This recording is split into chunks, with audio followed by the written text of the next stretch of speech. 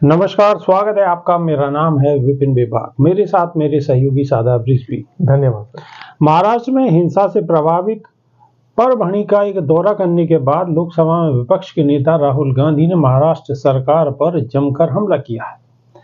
राहुल गांधी ने कहा है कि उन्होंने सोमनाथ सूर्यवंशी और उन परिवार के लोगों से मुलाकात की जो हिंसा का शिकार हुए हैं। राहुल गांधी ने परभणी केस में पोस्टमार्टम रिपोर्ट, वीडियो और तस्वीरें भी देखी हैं, जिसको लेकर उन्होंने कहा है कि ये 100% बताता है कि मौत हिरासत में रहने के दौरान हुई है, उनकी हत्या की गई है और मुख्यमंत्री फडणवीस ने विधानसभा में झूठ बोला है।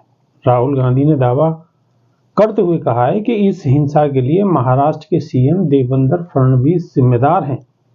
परभणी का दौरा करने के बाद राहुल गांधी ने कहा है कि मैंने परिवार और मारे गए और पीटे गए लोगों से मुलाकात की है। उन्होंने मुझे पोस्टमार्टम रिपोर्ट, वीडियो, तस्वीरें दिखाई और ये बताता है कि मौतें 100% हिरासत में रहने के दौरान हुई हैं, उनकी हत्या की गई है और मुख्यमंत्री ने पुलिस को संदेश देने के लिए विधानसभा में झूठ बोला। इस युवक की हत्या इसलिए की गई क्योंकि वह दलित था और संविधान की रक्षा कर रहा था।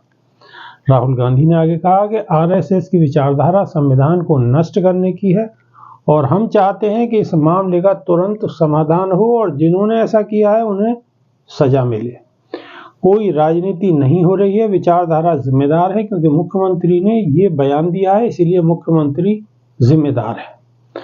उन्होंने उनकी हत्या की है, वे जिम्मेदार हैं और जल्द से जल्द कार्रवाई होनी चाहिए। वहीं बीट में मारे गए सरपंच और परभणी में पुलिस हिरासत में मरने वाले दलित लॉ छात्र की घटना को प्रदेश मुख्यमंत्री देवेंद्र फडणवीस ने दुर्भाग्यपूर्ण करार दिया है। उन्होंने कहा है कि बीड़ में सरपंच की हत्या की दोहरी जांच कराई जाएगी और आरोपियों पर मकोका के तहत कार्रवाई की जाएगी। मुख्यमंत्री ने यह भी घोषणा की है कि बीड़ में मारे गए सरपंच संतोष देशमुख और परभणी में मारे गए सोमनाथ सूर्यवंशी के परिवार को 10 लाख रुपए की सहायता दी जाएगी। जी। राहुल गांधी ने सीधा सीधा फडणवीस पर निशाना साधा है। कैसे देखते हैं सादा ब्रिज भी? देखिए विभाग जी, ये जो हत्या हुई है इसको मौत करार दिया जा रहा है। इसको एक बताया जा रहा है कि ये अपने आप ही हुई एक नेचुरल डेथ है, लेकिन ये बहुत बड़ी साजिश के तहत की गई हत्या है। एक छात्र को, और वो भी उस छात्र को पीट कर पुलिस कस्टडी में, पुलिस हिरासत में मार दिया जाता है। इस देश के लिए इससे बड़ा शर्मनाक कांड कुछ नहीं हो सकता जी। और उस छात्र का दोष क्या है? जो दोषी हैं, जो बड़े अपराधी हैं, उन अपराधियों से तो पुलिस 2 फीट दूर चलती है। उन अपराधियों को जब लेकर के अदालतों में उनकी पेशी पर लेकर जाती है तो पूरे सुरक्षा के इंतजाम के साथ और उनको इस तरीके से ले जाया जाता है जैसे कि माननीय सांसद महोदय जा रहे हो या माननीय मंत्री जा रहे हो। और जब कोई एक छात्र जो कि संविधान की आवाज उठाने वाला है, जो कि अंबेडकरवादी विचारधारा को मानने वाला है, तो उसकी गलती, उसका दोष सिर्फ इतना होता है कि वो संविधान में विश्वास रखता है और संविधान के प्रति अपनी वहां पर जाकर नाराजगी जताता है कि संविधान के साथ गलत हो रहा है और संविधान का जो विरोध लोग कर रहे हैं वो गलत कर रहे हैं। बाबा साहेब अंबेडकर की आवाज बनता है तो उसको मिलती है तो सिर्फ मौत, और मौत भी विभाग जी तब मिल रही है जब वो पुलिस हिरासत में है। लोग पुलिस को रक्षक समझते हैं, लेकिन पुलिस यहाँ भक्षक बनती दिखाई दे रही है। और ये विभाग जी एक ही जगह भक्षक नहीं बनती दिखाई दे रही है, ये पूरे सिस्टम का फेलियर है। और जो पूरा पुलिस प्रशासन है, कहीं वो तमंचे दिखा रहा है, कहीं गोलियां भेज रहा है, कहीं लाठियां बरसा रहा है। जायज है उनकी लाठियां बरसानी, लेकिन अपराधियों के ऊपर। जायज है उनके तमंचे दिखाने, लेकिन अपराधियों के ऊपर।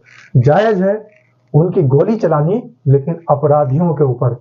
हाल ही में जो काम सामने आ रहे हैं विभाग जी, वो बेगुनाहों पर तमंचे लहराए जा रहे हैं, बेगुनाहों पर गोलियां बरसाई जा रही हैं और बेगुनाहों को हिरासत में लेकर पुलिस हिरासत में ही उनकी मौत हो जाती है।